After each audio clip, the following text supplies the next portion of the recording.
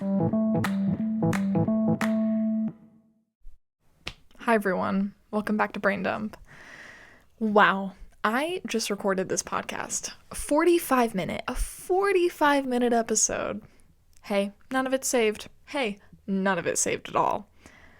Oh my god. If this happens again, why am I so close? Can we talk about that?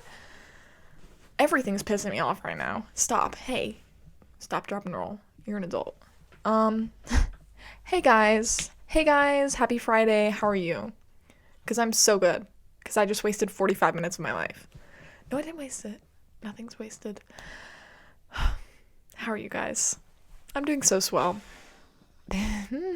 Pedro. I love my dog. He's really pissed me off because he's the one that fucking unplugged the microphone and I didn't have any audio for a 45-minute episode. So anyway, we're gonna try this again. And it's probably not going to be as long of an episode because I'm getting pissed off. So, anyway. Hey. How are you guys? Because I'm doing great. Honestly, today has been a good day. Yesterday and today, I've had 2 job interviews for the same job. For a leadership position at my job. Hey, why did I say job like 50 times in that sentence? Anyway, the interviews went really well. But I'm impatient, and I'm probably not going to hear anything until next Monday at the earliest, aka probably not going to hear anything until the end of next week, which is fine. I'm going to be patient, but I'm impatient, and I'm just going to be overthinking about it all weekend, which is so great for me. I love that I do that. So we're crossing our fingers, because I really, really want the position, like, really bad. So, anyway, we're going to talk about Life is Strange Double Exposure today because I literally said when this game came out, I'm going to talk about this. Hey, it's been 3 months. Why haven't I talked about it? Okay, I played the game 3 times in full. Because, with choice-based games, there's so much of the story that you could be missing out on if you pick a certain choice. So, overall, I thought it was a solid game. I think solid is the best way to describe it. Was it a good Life is Strange game? No. No. It wasn't. Was it a good video game? Sure. In a lot of senses it was. I just feel like Life is Strange, it's just, there's what word am I looking for? Expectation. There's an expectation for Life is Strange games. At least for me, there is. I hold them to an expectation. And let me let you in on the lore. So, Don't Nod is the video game production company that created Life is Strange. They created Life is Strange 1 and 2. Deck 9 is the production company that they sold the franchise to make Before the Storm, True Colors, and Double Exposure. So, Life is Strange 1 and 2, in my opinion, are the best. Like, I know I ranked them a few months ago. I don't remember where I put 2 on my ranking, but 2 is moving up there. I replayed it a few weeks ago, and it's a really solid game. Not a solid in a way that Double Exposure is solid. It's a really good game. There's a lot of things about Double Exposure that just didn't make any sense. A lot of plot holes that were never filled, and I want to talk about those things because, wow, I have so many opinions. Overall, I thought it was a good game. I wouldn't have played it 3 times in full if I didn't think it was a good game. But in Life is Strange standards, let me put it this way. If the playable character wasn't Max, I probably wouldn't have played this game. Or if I did, I wouldn't have liked it. Yeah. Let's, get into what Deck 9 has done with Max Caulfield. So, obviously, Don't Nod created the first one, so Max and Chloe are Don't Nod's characters. They made those characters. And once they sold it off to Deck 9, I thought they did a really good job with Chloe during Before the Storm. But in this game, it kind of proved that they don't know the characters. Obviously we think we know the characters as players of the game. But there's just so many things that happen in this game that's what? That would never happen. Let's start with this. So in the game, you can make a choice of whether you saved Chloe or saved Arcadia Bay. in my first playthrough, I selected that I saved Chloe, because that is what I picked my first time. And it's really sad, because, I mean, it's sad in either timeline, because when Chloe dies, she writes words. When Chloe dies, in that timeline, Max writes journal entries, and it's really sad. But also, in the timeline where Chloe's alive, Chloe breaks up with her, which is like, hey, what? I'm gonna read this breakup letter, because tell me if this makes sense to you, because it doesn't make sense to me. Okay, let me read this. It says, "Hey Max, I started writing this in St. Louis, hence the big fucking arch on the postcard, but I'm sending it from Tennessee because it took that long to figure out what I wanted to say. When we were teens, I thought being able to rewind time was the coolest shit in the world, and I guess it was for a while. The problem is, the more often you go back in time, the less often you're looking forward. I wanted to look forward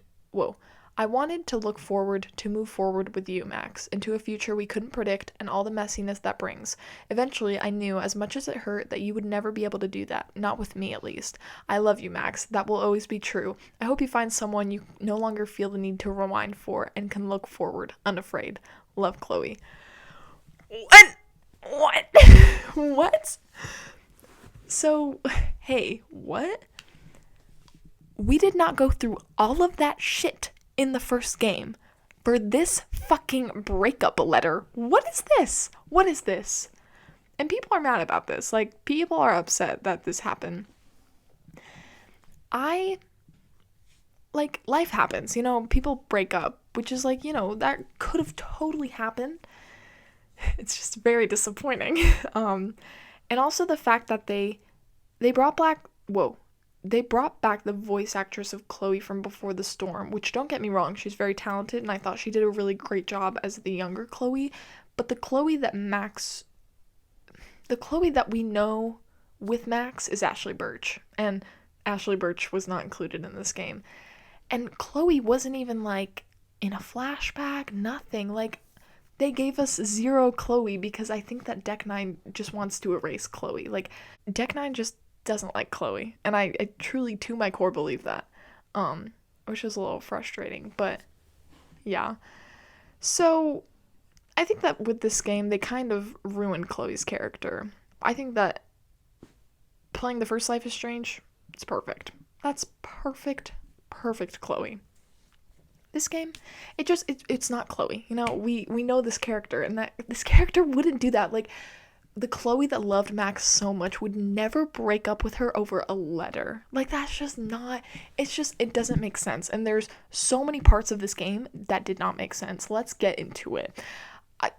I'm going to get to the things that I liked, but first of all, there's just so many things that didn't make sense.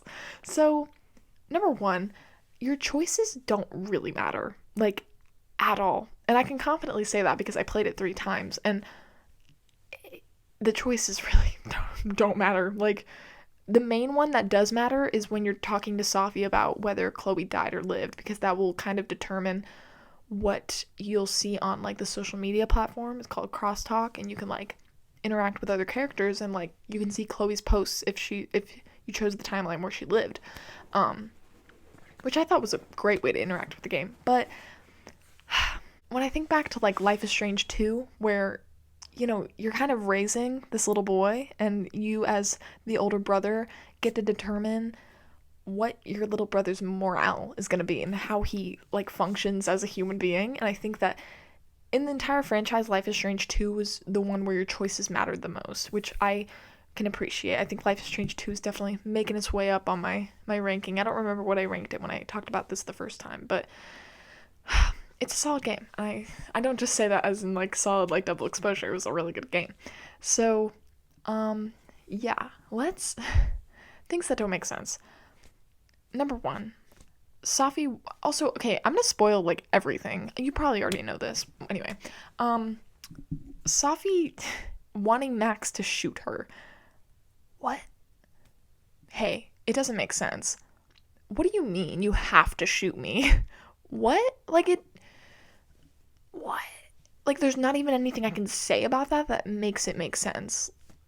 What do you mean you have to shoot me? What? Are you okay? Genuinely, are you okay? Why did she feel that had to happen? If she knows there are 2 timelines, it just, oh my god, it gives me a headache. Number 2, the suicide tip. Hey, what are you talking about? Oh, Safi could have killed herself. Hey, she was shot in the chest. Where could she have put the gun? Where could it have gone? Like, what do you mean she could have killed herself? What are you talking about? That made zero sense. And everyone was so serious about it. Like, even her mom was like, do you think Safi could have killed herself? Like, how? Can you tell me how? Sure, I'll answer you once you tell me how that physically would be possible. And then everyone's like, oh yeah, there's a suicide tip. Like, I'm sorry, what are you talking about? Why did Max not question anybody about that? Like, where would the gun have gone? What? Okay, that was like the main thing that's like, are we not gonna like talk about how that doesn't make any sense at all? Um, Alderman?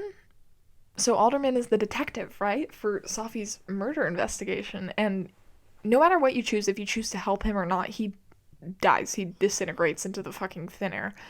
And nobody mentions him ever again. Like, you would think at this, it seems like a, small little community, tight-knit community at the university, you would think that people would be invested in their friend's murder investigation, and the detective suddenly disappears and nobody bats an eye. Nobody says a damn thing about it. And it's like, what do you mean? What do you mean he just disappears and nobody gives a fuck? What happens to her investigation? What? Again, plot holes that were never filled. The nightmare sequence in chapter 5, it was a knockoff of the nightmare sequence from the first game, and I say that with full confidence. Like, it was lazy writing. It really was, and I wasn't a fan of that. I think the first 2 chapters were my favorite, but it kind of went downhill after chapter 2. The ending of chapter 2 was so good. I did not see that coming. That's probably my favorite part of the game. The picture of Max, it's so funny. It is so funny. And it's I didn't see it coming. I would have never predicted that would have happened. But so funny, that picture. Vin. Can we talk about Vin? He's so annoying.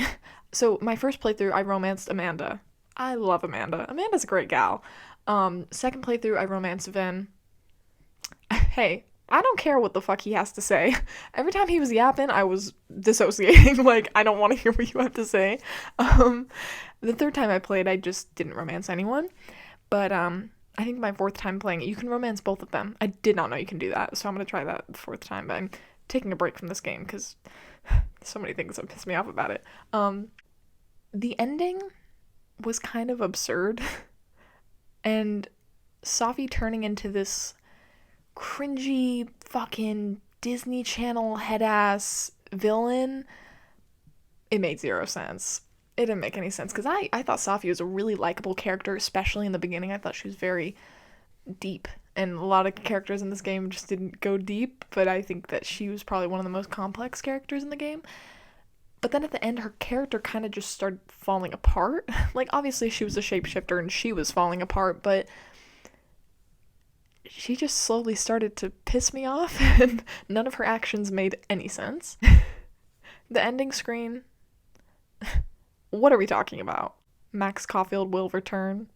What are we talking about? What in the fucking Marvel is this? Why? What? And the end, why? What? If superpowers are so rare and amazing, why do 3 people at the same university have one? Like, what? The ending, like, why do they have to give more people powers? Like, that makes it less fun that, like, oh, you're the playable character with the only one that has powers. No, because 2 more people actually have much cooler powers than you do. But Loretta is also another character that the first time I played through, she pissed me off because because she asks you to, like, talk about your friend's murder for her fucking podcast, which is, like, so insensitive. It literally happened yesterday. And if you don't give her what she wants, she snitches on you to Gwen. Also, guys, Gwen is so fine. I love Gwen. She's my favorite character. In the second playthrough, I tried to, like, go along with everything that she was doing because I wanted her to like me, but even then, she's just such a fake bitch. Like, honestly, I did not like Loretta as a character. Yeah, let's get into things that I liked about this game, because it wasn't all bad. There's lots of things that didn't make sense, but there's also some incredible things, because it is a Life is Strange game, and I think that it had some great qualities to it. Soundtrack did not miss. Per usual, the soundtrack did not miss. Not a single song was bad. The, like, underlying score was by Tessa Rose Jackson, and I thought that it fit so well. Incredible. I really enjoyed the soundtrack. Like, honestly, the soundtrack to this game is up there with the first game soundtrack. It's just, all the songs fit perfectly, and it wasn't, it wasn't the indie type of music that it was in the first game, but I think it fit for what the story was trying to convey. My favorite characters are Moses, Safi, Max, and Amanda. Can we give a round of applause to Hannah Tell? I think Hannah Tell did the best that she could with what she was given, and what she was given was kind of dog shit writing. I'm being truthful, my opinion. The writing was okay at some points in the game, but most of the time, like I said, it didn't make sense. Hello. So sorry about that. My camera overheated once again. We made it pretty far in the episode before it did that, so I'm happy about that. I really could not tell you what I was talking about because I stopped recording like 10 minutes ago at this point. I think I was talking about Hannah Tell. I'm like 99% sure. I think Hannah Tell did the best that she could with some dog shit writing. Yeah.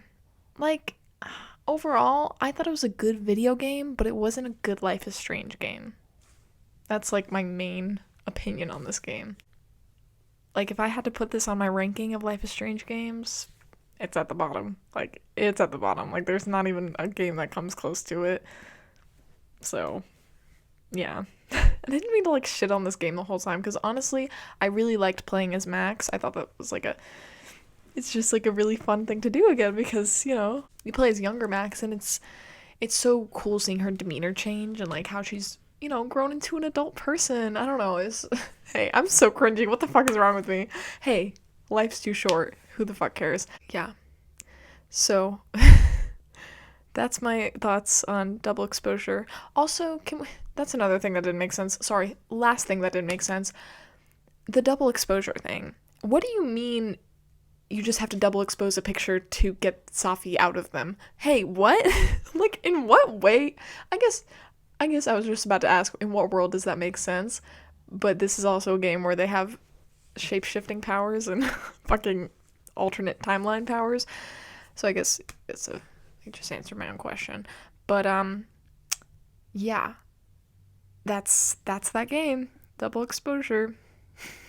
It's a cool concept of the, you just gotta double expose a picture to get Safi out of there, but didn't make much sense.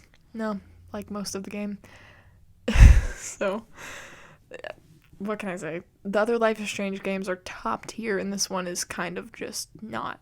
So, no offense. No offense.